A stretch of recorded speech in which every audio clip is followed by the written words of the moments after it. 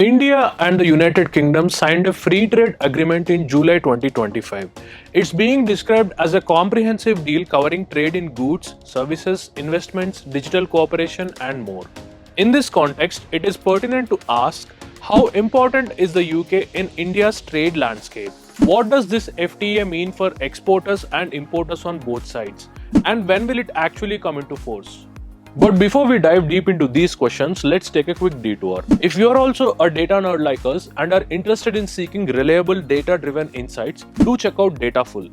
Trusted by over 26,000 registered users, it offers more than 17,000 clean, structured and ready-to-use datasets across 50+ sectors, exclusively sourced from government and multilateral agencies. To know more, click the link in the description. Now back to the story. Let's start with some context. Between 2015 and 2024, India's total goods trade with the UK stood at around $166 billion. That places the UK as India's 16th largest trading partner in goods, behind countries like China, USA, Germany, and Japan. But here's a key point. Among all of India's top 20 goods trading partners, India has a consistent trade surplus with only three: the United States, the Netherlands, and the United Kingdom. In the case of the UK, India exported significantly more than it imported, recording a trade surplus of about $36 billion over the past decade. In contrast, India had a massive trade deficit of over $640 billion with China during the same period and relatively smaller deficits with most other major partners.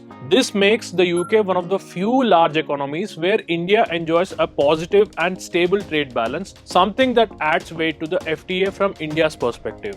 Now, looking at the long-term trend, goods trade between India and the UK has grown gradually. Back in 2007, total trade was just over $10 billion. By 2024, it had reached to nearly $23 billion, which means more than double in 16 years. During this period, Indian exports to the UK have consistently outpaced imports. In 2024, for instance, India exported about $14.2 billion worth of goods to the UK and imported around $8.6 billion. Key Indian exports to the UK include textiles, gems and jewellery, marine exports, pharmaceuticals, and engineering goods. Now let's look at what the free trade agreement promises for goods. Once implemented, the agreement will make 99% of Indian exports to the UK duty-free. This includes sectors like apparel, leather, machinery, agricultural produce, and chemicals. This could make Indian goods more competitive and open up new export opportunities. In return, India will reduce or eliminate tariffs on about 90% of UK goods, though gradually. That includes products like alcoholic beverages, premium vehicles, cosmetics, and processed food.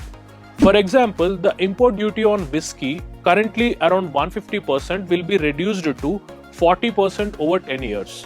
However, sensitive sectors such as dairy, apples, cereals, and gold are either excluded or will see slower reduction in tariffs, a move aimed at protecting domestic producers. Here, it is important to clarify that all trade data mentioned in this video refers only to goods. The FTA also includes provisions for services, trade, investment, and digital cooperation, but these are not part of the datasets used in this video. Now, even though the FTA has been signed, it's not yet in force. It needs approval from the Union Cabinet in India and ratification by the UK Parliament. This process may take 12 to 15 months, so implementation is likely to begin in late 2026 or early 2027. Once operational, the FTA aims to double India-UK trade by 2030. In summary, the UK is one of the few countries where India enjoys a consistent trade surplus, and this deal builds on that strength. It could open up new markets for Indian goods while also allowing selective access for UK exports, all under a carefully phased structure.